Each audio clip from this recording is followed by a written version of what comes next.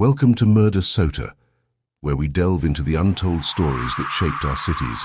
In today's episode, we journey back to the mid-90s to uncover a shocking chapter in the history of Minneapolis.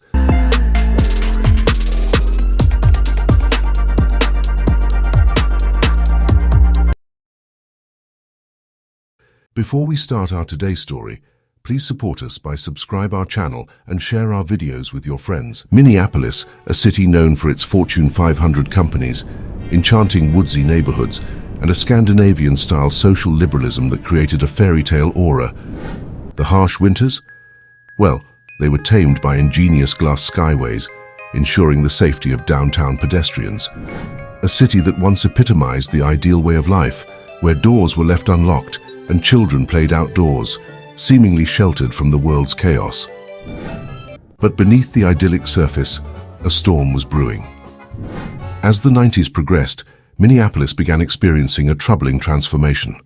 The year 1995 saw a disturbing surge in violence, a record-breaking 97 murders. Shockingly, this placed the city's murder rate above even New York's. "What is happening to my Minneapolis?" asked Barbara Atlas, a resident baffled by the sudden wave of violence. The streets where children once played kick the can now echoed with the sounds of drive-by shootings and gang turf wars. Murderapolis, a term that emerged, a grim reminder of the turmoil that had taken over the city. The veneer of tranquility had cracked, exposing a reality that seemed worlds away from the city's past. Polite and serene on the surface, Minneapolis was dealing with a crisis of violence that no one could have predicted. Minneapolis. 1995 was a grim year in Minneapolis. A violent summer led to so many killings that the Hennepin County medical examiner ran out of body bags and had to ask county leaders for more money. That year eventually set a record for the most homicides the city has ever seen and spawned the infamous nickname Murderapolis. But when you directly compare, this year isn't that far off. There were 74 homicides by September 13, 1995. So far this year there have been 66. Put recent homicide numbers on a graph, and you can see how out of place this year and last year look. Homicides are up 12% from last year, and it's more than double any of the 12 years before that. A recent in-depth Star Tribune report found 90% of gunfire reports came from just 5 neighborhoods: Camden, near North, Phillips, Central, and Powderhorn. 12-year-old London Michael Bean was shot to death last week, joining Ania Allen and Trinity Otterson Smith as the faces of innocents lost to gun violence in the city this year.